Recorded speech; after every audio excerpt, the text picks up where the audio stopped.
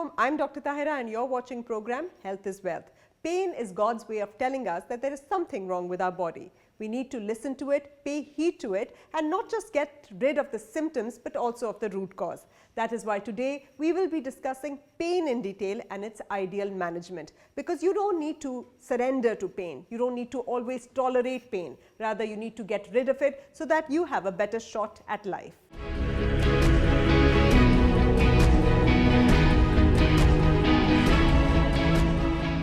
Welcome to another episode of Health is Wealth. Today we are discussing a very important topic. Who doesn't have pain? All of us suffer from pain at some point in time.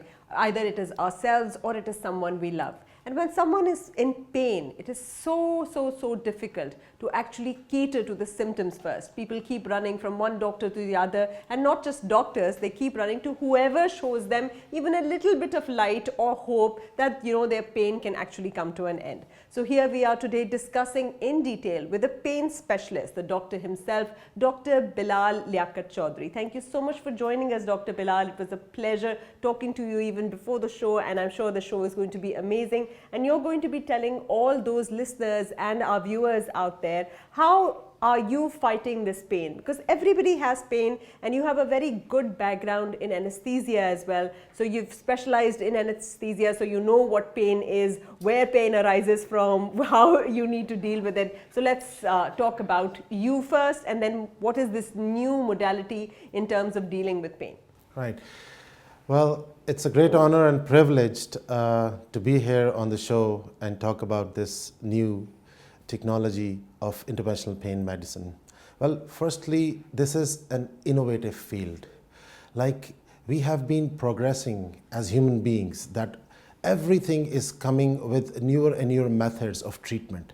So now, when I would like to introduce this field of interventional pain medicine to you all, well, it comes with the great news that we can actually see from where your pain is coming from.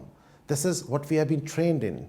We have been trained to exactly locate those painful structures from where the pain is originating. So now the question is how we exactly pinpoint that place from which the pain originates. So we do this by looking that under the point of care ultrasounds and the C-arm, that is the image intensifier. And what do? We take those needles straight to the pain target, looking at it and injecting with a very tiny amount of medicine which has got no side effects on your body of any sort, and it immediately relieves you from your pain symptoms just like magic. So, we used to say that hopefully there will be one day that there will be a machine that can actually measure the amount of pain somebody has. Because, if there is a problem, structurally somewhere, you can always see it on an X-ray or a CT or an MRI. If there's a functional problem, you can see it in blood tests or other tests. But how do you see pain? When you said that is there something to detect pain? You said you put a needle and you see the response. So what exactly would you define as pain? Is it a response, a sensation, a signal from our body? What is pain? What is being released? Substance P? What is it actually? That's a very technical question with a lot of technicalities in the answer, but I would like to tell you that pain has got a physical as well as an emotional component. So we have to cater both. All right. Now, how do we target that? Like, as doctors, we know that we have to examine the patients. We have to localize whatever the issue is and reach to that area that, okay, it's coming from here. Then we come to a DD, and then a plausible diagnosis is made. And then we go and address that issue. Similarly, in pain management, we see all those we do the examinations, we see the MRIs, we talk to the patient. The patient is the best guide of telling us what sort of pain it is, what is the referral pattern of that pain, where it is coming from, what time of the day it happens, how does the pain alleviates, what exaggerates that. So looking into all that is all part of the training.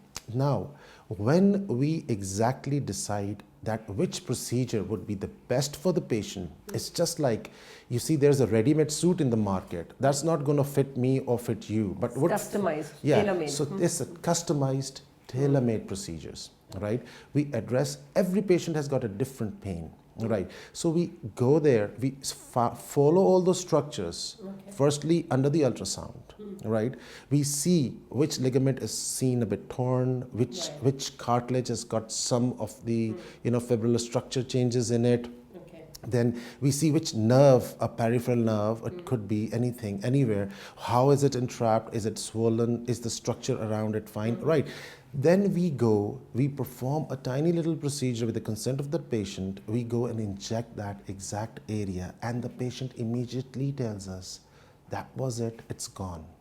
Or doctor, 50% still remains. Then we go to the next. Because you see, it's not that one treatment is going to suit everybody. Right. If you say that I have a pain in my shoulder, I have my shoulder joint injected. For example, I say, if I close my eyes, can I pick this bottle of water? No, it's difficult, right? But if I see that, I can pick it straight up and put it back there. So that's what we do. If that's your pain generator lying right there, I look at it under the ultrasound or under the C-arm. I drive my needle straight. It's just like taking a sniper shot. You must have seen it in the movies, right? They hit the bulls. They hit the bullseye. Bullseye. That's what we do. We directly hit the bullseye, and that's where the pain is coming from. That's our target. And once we inject it, the pain is gone. No side effects, no symptoms. You come in crying, you walk out smiling. I just want to ask you that, for example, you are qualified to do this. You know the exact spot where you need to inject and what to inject and how much to inject. But a lot of quacks out there just claim to be doing pain management. So they are keeping some kind of fancy machines which they say, oh, we are giving some kind of radiation, which has nothing to do with radiation. Or they're, putting in needles, trying to do needles. I just want you to tell everybody that it's very important to go somebody who's actually studied this and know that where is the origin of the roots, nerve roots, where are they, so nothing is spoiled in the process. Exactly. So I would start this with an example.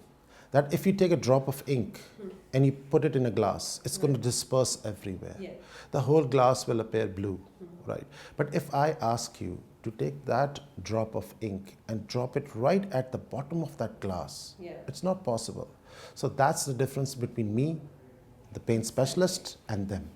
So what we do is we take that tiny amount of medicine with our syringe and a needle in front, looking at the whole path and not disturbing any vital structure in the middle, and taking it right to the target, protecting all the vital structures. For example, there are few nerves which you're not supposed to touch. There are few blood vessels which you're not supposed to inject, right? They're very sensitive structures. For example, now if I talk about shoulder pain, the most commonest pain in this winter season is this adhesive capsulitis, mostly seen in the patients who have got diabetes or with the thyroid issues, right? So they're having this frozen shoulder issue. They get their joint injected, right? So it's done. Injection is in, but still the pain is still there. A bit of adhesive capsulitis symptoms are still there. Range of motion is not coming back, right? They are getting their shortwave diathermies done. They are getting different sorts of treatments which are there, like photobiomodulations and you name it, right? But are those treatments targeting that pain structure? Yes or no? Yes, in generally we can say it does to some extent. No doubt that it does affect to some extent. But for example, let's go in a little bit of detail. A pain is coming from the anterior part of the shoulder, right? So the coracohumeral ligament, it's a very tiny, an ligament, just an of that. It's got two slips attaching over the bicipital tendon, both sides of it. Sometimes the pain comes from there. So that's one of the causes of the anterior shoulder pain. So in a very high resolution ultrasound, we see all that area. Exactly the ligament which is affected, we go and directly inject that. And that takes like about a minute or two. 10 units of an insulin syringe would be the amount of dose given, and the patient walks out pain-free. So minimal intervention, right? Less of tissue trauma, directly reaching to the target, not traumatizing any nerve or vessel or any ligament or any vital structure. For example, now let's take an intra-articular shoulder injection. There's a very thin lining which is called as the glenoid labrum, which creates a cup across the head of the humerus. Right. Now that's a ligament. Once we go in blindly, we cross that, inject that. That's how normally it's done. But when we do it, We protect from even touching the tip of our needle to that labrum. We go from the tiny 1 mm space between the shoulder, between the glenoid and the humerus. We go right there in that triangular little space, and there we inject without traumatizing that vital structure.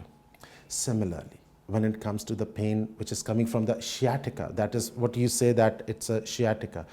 It's mostly a misnomer. It's a generalized term, anything coming from the back. It could be coming from your gluteus minimus, medius muscles. It could be a nerve entrapment anywhere. It might not exactly be that discogenic, or it might not exactly be the nerve entrapment inside the foramen, right? But even if it is, how we approach it, right? We don't cut open any muscles and all that, though surgery is definite treatment to remove the pathology or repair something which is damaged, right? So if there's a patient who mostly is beneficial, who can benefit from our treatment, is the one who's having a lot of comorbids. Comorbids such as cardiac disease, right? Who's having comorbids such as patients with cardiac diseases, right? Such as patients who cannot go under anesthesia or cannot lie on the operation table because of lots of other issues. So they are the ideal patients to benefit from us. What we can do, if there's a backache issue, we can go directly into the foramen under the C-arm. We land right on top of the nerve root into the epidural space, and we perform a transforaminal epidural injection for that nerve root impingement. That relieves the patient to a greater extent. So it's not you alone who is working on the patient, but you're working in conjunction with, for example, an orthopedic surgeon, a neurosurgeon, a physiotherapist as well. Exactly. And all of you in conjunction, you first diagnose and see if there is a problem. If there's a structural problem in it, then you go for surgery. If there's an entrapment, then you refer to for surgery. And if they cannot have the surgery, for instance, due to diabetes or hypertension or morbidity, comorbidities, as you mentioned, then they're the ideal candidates. And even if they have had surgery, a lot of them don't get relieved. So it's better as part of rehabilitative medicine as well, right? Basically, interventional pain medicine is an integrated field. We are connected with everybody, with the neurosurgeons, with the rheumatologists, with the neurologists, with the rehabilitation scientists, with the DPT doctors, with the orthopedicians, right? Even with the medical specialists, even with the oncologists, even with the psychiatrists, even with the oncologists. So all are integrated. We are all connected. You know, initially it used to be that this is my patient, I'm not going to share it with anybody. But now, as the new breed of doctors are coming up, we are always working on a whole for the patient's benefit. Rather than giving individualized care, we try to alleviate our patient from their symptoms and from their ailments. You mentioned oncology. Cancer patients are, suffering all the day, all the time due to the pain, and then due to chemotherapy as well, they have a lot of pain. So how do you actually relieve cancer patients, and how many cancer patients have you done in your practice, and how have you seen their lives change? At least the quality of life gets better, if not the quantity. Exactly. Yeah. Well, ma'am, when it comes to the cancer patient, right, they are in such great agony that neither they nor their attendants or their family members can tolerate them, looking them in this pain. Though the cancer treatment is working very fine for them, but the pain, the element of pain cannot be controlled. This is where we step in. There are different ganglia, that is the set of neuron nerves, which are around the spinal cord. We go, we inject them. Sometimes we burn them with the radiofrequency nerve ablation machine. Sometimes we put phenol or absolute alcohol to exterminate the pain due to that region. For example, there's a patient who's got a cancer of the head of pancreas. So we can go and give a bilateral splanchnic nerve block that is at the upper part of the spine, or we can give a celiac plexus nerve block. So once we do this, that cancer patient just has got nothing else to say except make dua for us and give us their blessings, because they're already a guest in this world. They're so why make it miserable for them, right? So it creates the remaining life which they have. The quality is improved. The quality is at least improved to that extent. That so how long does this treatment last? For example, a case of, just say backache. and you're giving them these nerve blocks or interventional pain therapy, how many sessions do they need to take? How long does it last? How long is one session? And how much is, the approximate cost, for instance, so that people would know, if I'm sure everybody has pain and they would want to, come to you. So what do they keep in mind? Right. There are different types of injections which we can perform for different sorts of pain. Right. For some, we have to go towards the corticosteroids. For some, we have to some regenerative procedures, such as we can use PRP. Dry needling. Well, dry needling is something, again, it's a blind procedure. Okay. Whatever we do, we are looking at it. Okay. But platelet-rich plasma, you're suggesting it's a good thing? Well, platelet-rich plasma, again, has got its variety. Okay. Which part of the plasma to be injected where. It's just not that simple that I do a double spin method and I am making this much of platelets. Right. At some areas, we need to put a leukocyte poor plasma. Somewhere we have to put a platelet poor plasma. Somewhere we have to put a platelet rich plasma. Exactly. So this is where we decide. We make our PRPs ourselves, and then we decide that this is what the patient is going to benefit from. Right. And like I've seen that people are just being injected with PRP, but the results which are required are not coming. Sometimes the results are devastating because if you put the wrong thing in the wrong place, the result will never be nice. Right.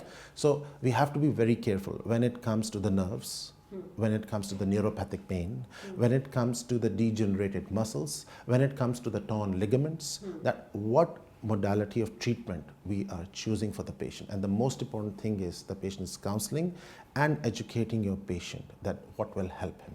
And this determines the treatment process, right?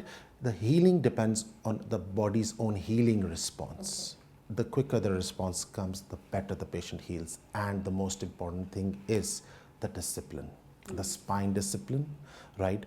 Whatever patient is being advised to do and not to do, is he following that, right? Is he taking his rest the way we told him? Is he doing the physiotherapy sessions the way they were advised, or is he skipping those sessions? Right. So it's not just that you get injected and then you're running on your treadmill. No, it's not going to be like that. We want you to heal, to come back to the normal functioning of life so that you regain that confidence which you lost a long time ago. So Dr. Saab, can you explain also that you said that it's a symptomatic treatment, it relieves us of the symptom or the pain, but also when something is relieved of pain and the body's inflammation goes down and it gives the body a time to recover and to heal, and it heals better. So it's not just a symptomatic approach, but it's also a healing in an indirect way. Basically, right? This is not about masking pain symptoms. Exactly. This is the word that I wanted you to use, that it's not just masking. Yeah, it is about healing, right? So to decide what is best for a patient, this is up to us. And then what the patient, sometimes the patient asks you for something and that is not beneficial for the patient. So we tell them categorically that no, this won't help you much. You might have read it on the Google, you might have searched it on the AI, you might have searched it on the YouTube, but let me decide what's good for you. So that's how we work. We work with the patients and we work till the time the patient is totally pain-free. It might take one session, it might take 2 sessions, it might take 3 sessions, because though the pain goes away like magic, but still it's not a miracle that the patient is going to heal in one session. Right. And what about joint pains? We spoke about back pain. What about pain in the knee joints, the ankle joint, the hip joint? You spoke about the shoulder. But what about people who have these chronic knee pain and ankle pain? Does it help them? Because people keep going for steroid injections, for these hyaluronic acid injections all the time. They're going through physiotherapy and then arthroscopy, and knee replacements are happening every day, right, left and center. Even after knee replacement, poor people still have pain and can't really get back to their normal day-to-day activities. It's a very complex question that you've asked, and you have touched so many touchy areas which should not be touched at the moment because we are already introducing a new specialty here. But yes, when you come towards the surgical aspect of this pain, especially the osteoarthritic knee pain, those knees which have been advised to be replaced are to be replaced. There is no alternative to that. That is for sure, right? But now, as I said earlier, if I'm having a patient who's bedridden, who's 90 years plus. There are very few right now, but in a very fragile age with lots of comorbidities who cannot go under the knife. Exactly. Those patients can benefit from these procedures. How? Number one, those patients already don't have a proper knee left inside, right? They are at grade 4 osteoarthritis, right? There's a bone on bone thing which people normally understand that way. There's no hyaline cartilage left inside, right? It could be a rheumatological issue which has damaged the knee badly. So what we can do to alleviate them from this pain is, they are tiny genicular nerves which are across the knee. There are 5, but mostly we go and block 3 of them.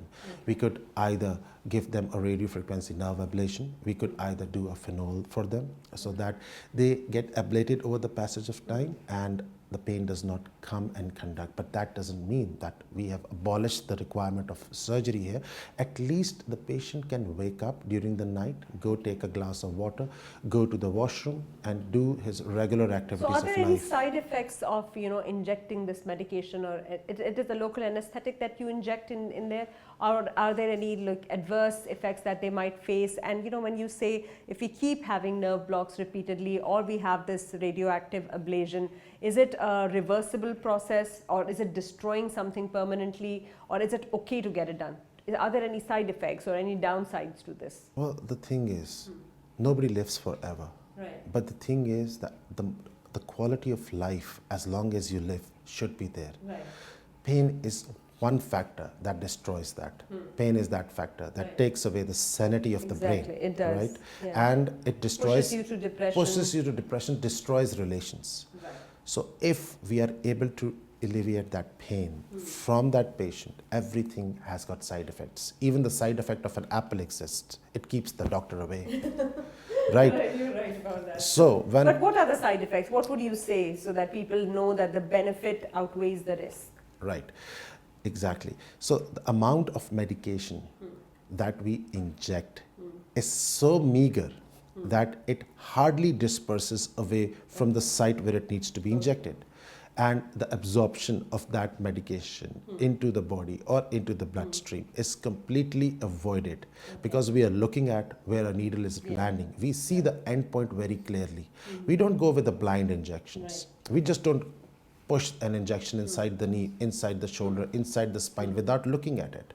It's just like, as I've told you, if there is an object right there, you can see it. And if I ask you to close your eyes and ask you to pick it up, you might get near it, but not exactly hold it. So that is the same thing.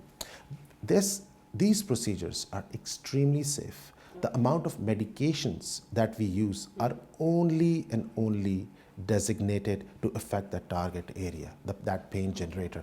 And when we come towards the nerve ablation procedures, that nerve ablator machine has got a sensory and a motor component.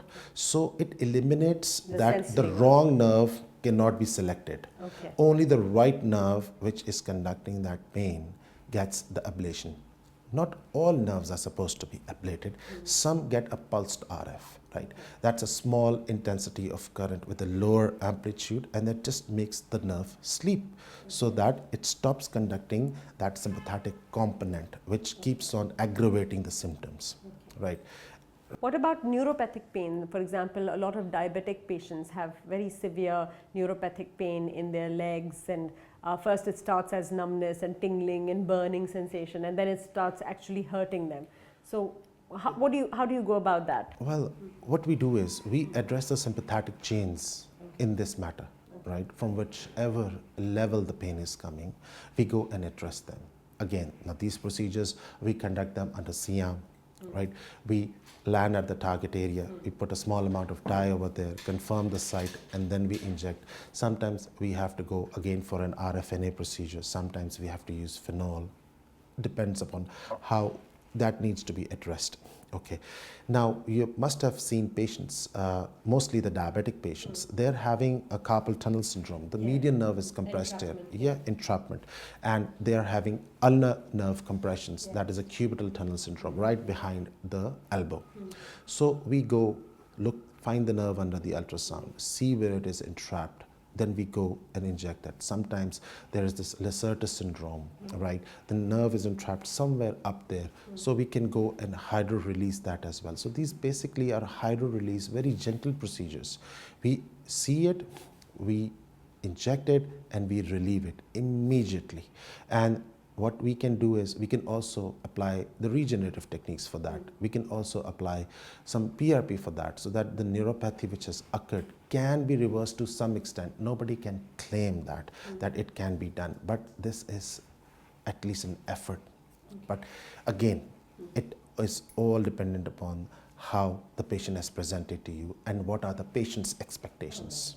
What about cervical pain and migraines and this chronic headaches that people have? And then a lot of people have facial pain, trigeminal neuralgia, which is almost impossible to bear. It's known to be a suicidal kind of pain. The worst pain on the planet. Worst pain. And people cannot even tolerate combing their hair for that instance. Exactly. So how do you deal with that?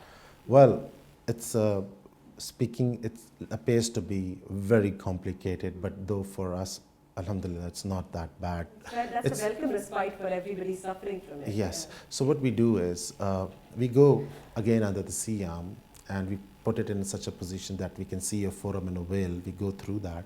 Again, we switched on our RF machines and we do the pulsed RF of the V3 if the pain is coming from the V3 division or the V2. So we go and do the pulsed RF for that, and that alleviates the patient from its symptoms. Similarly, when it comes to migraine, like as we all know that the etiology has not been ascertained till date, but the triggers which develop are mostly involving the trigeminal complex, that is the nerves involved in that. So the superficial part of that mostly includes C1, C2, C3 and its branches. So what we do is we go and we block those branches so that when the patient comes with the next cycle, mostly the females who have got the migraine associated with the menses, it doesn't come to that extent. If, for example, if they grade it like it was 80%, then it's going to drop down to 50, or it can drop down to even 20%. So they will keep on taking their medications, whatever they were initially on, but to a little lesser grade. That is, the dose and the quantity could decrease, and at least they will be more pain-free than they were before, and the problem is going to subside to some extent, and it does. Now you've asked about the cervicogenic headaches. Cervicogenic headaches are like the majority of the population is suffering from that, and the primary reason is a bad posture. We all have a bad posture. We all have a bad neck discipline. So the facets are those joints which connect the one vertebra to the other, right? So due to the hyperextension and flexion of those joints, the capsule around them gets a little distorted and damaged, and the nerves accompanying them, they get a bit inflamed. That causes the pain from the back of the neck coming to the front of the eyes, around the head. So when we go and address those nerves individually, we do them, either we can use a C-arm for that. I mostly use ultrasound because they are very vital structures, they are very delicate nerves and vessels which are accompanying all along the vertebral column of the spine. So we have to delineate them, we have to protect them, avoid them, and inject the target. And yet again, the dose which we inject is so meager that it has got nothing apart from a localized effect, and that alleviates the patient from their pain. What about patients of fibromyalgia? They keep going and having tests, repeated tests, and nothing comes out on them, and they get frustrated, and they keep having treatments and are painkillers, and because of that they have ulcers and different kinds of liver, kidney involvement. So what do patients of fibromyalgia, how can they benefit from this? Fibromyalgic patients, there are certain number of points in which they have to qualify to be exactly diagnosed as a fibromyalgic patient. Okay. Not every other patient could be a fibromyalgic patient. It could be, the patient could be having some triggers in their muscles, but that doesn't mean that if he has a trigger on either side of the two shoulders, that is a fibromyalgia. Okay. That's a certain criteria in which they have to follow. Okay. And most of the patients are with a depressive illness and are psychiatrists.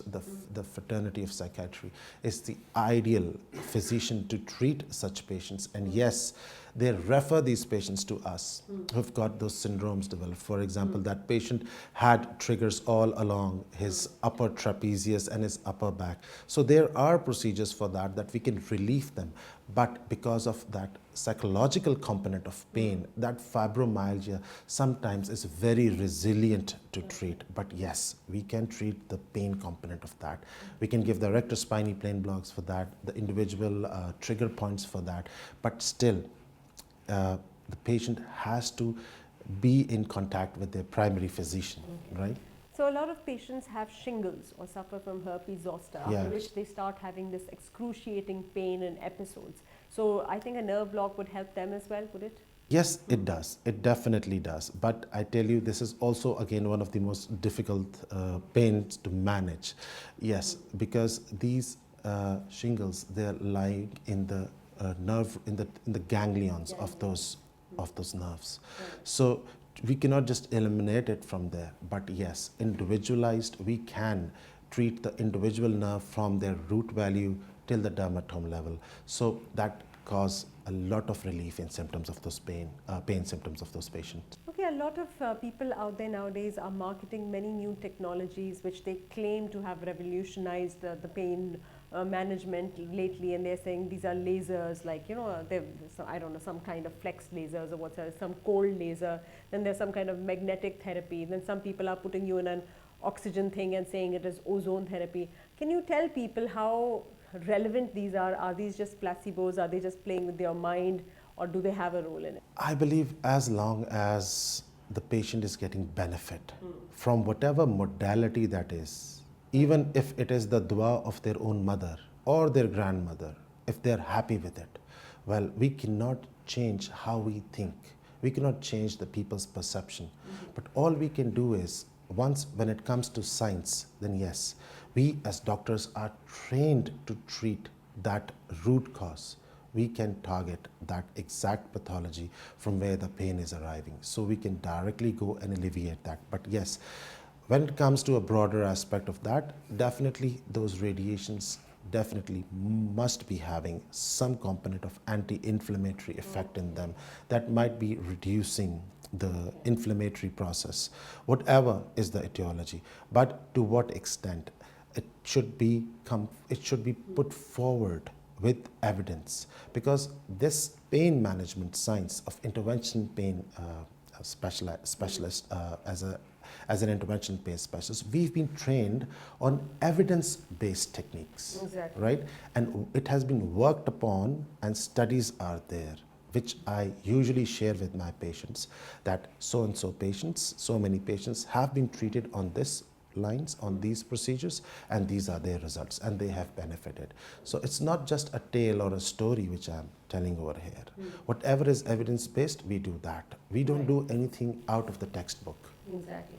So could you mention a few cases that you've had, very interesting ones, where a patient came to you like crying in pain and desperate after having tried every treatment everywhere, and then they must have lost hope, and then they come to you, and now they're able to not just live their life properly, function in their life normally, and also they are far from disability, because a lot of people don't want to move because of the pain. They're in so much of pain that they can't move, they lose their job, they fall into a vicious cycle of depression and disability. So any such life-changing story, any one or two that you would like to share?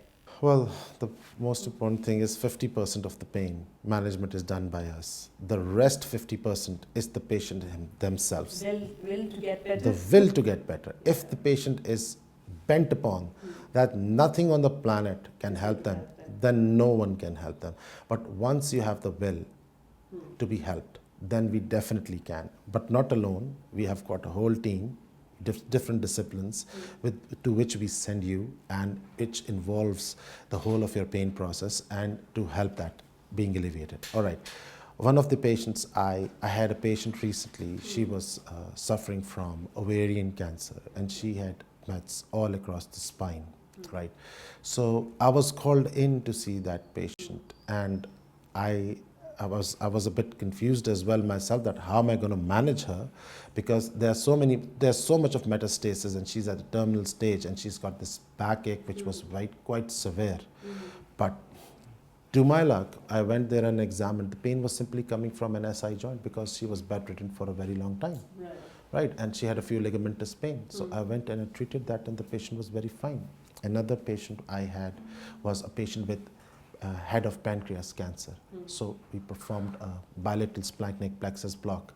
The patient expired after a few days or so, but the pain in which she was that day, the only words she had for me, Allah tere bacche jiye, Allah tere maa piyo jiye. Right, exactly. Right, so that's what she said to me. This is so remarkable, and definitely it's life-changing and transforming. And the good part is, it's not just the bones or the joints or the muscles. You're actually treating pains that are inside, like organic pains as well, right? Pains originating from visceral organs. So visceral organ pain, and being able to cure not just these structural pains, but visceral organ pains is definitely a very, very amazing thing. So how would you, tell everybody out there that they need to trust pain medicine, and they need to recognize it as a specialty now, and understand that if something is not working out elsewhere as well, and they've gone through all the tests, gone through all the procedures, interventions and everything, and they don't need to continue to stay in pain, because in our part of the world, we tend to tell people it's okay, live with it, it's okay, compromise on it, this is your destiny. So please tell them that it's not their destiny. They can change it if they want to, and you can help them change it.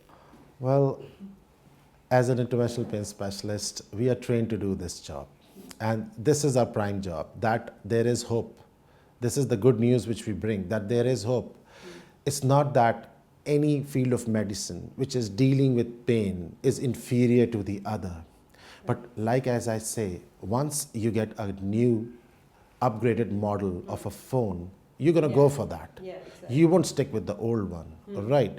But the old one does work. It is not that the old one is out of date, so it's not going to work. It does work. But once you have got an updated technology which can exactly address from where your pain is coming from, why not to give it a shot, right?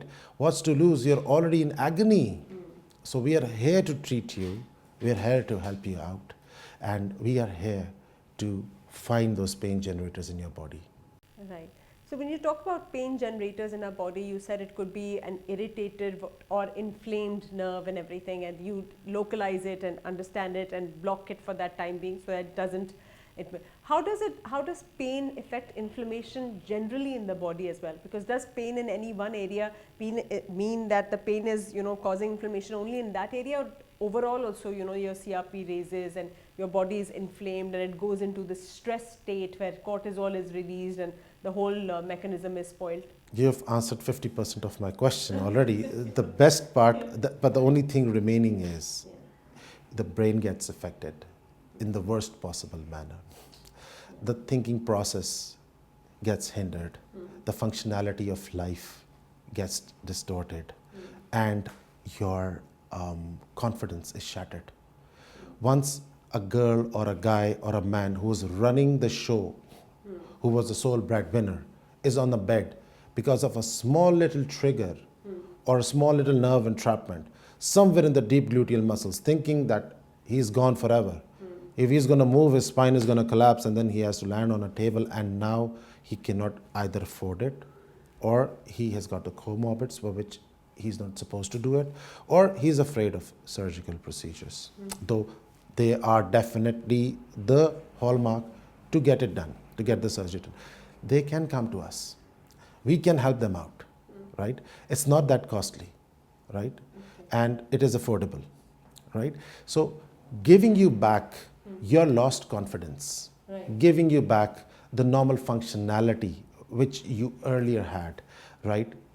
What else can anybody ask for, right? So you come to us in a very agonizing state, right? We don't admit you. We see you, we send you home, treat don't you, make a huge bill. Yeah, we treat you, we send you home.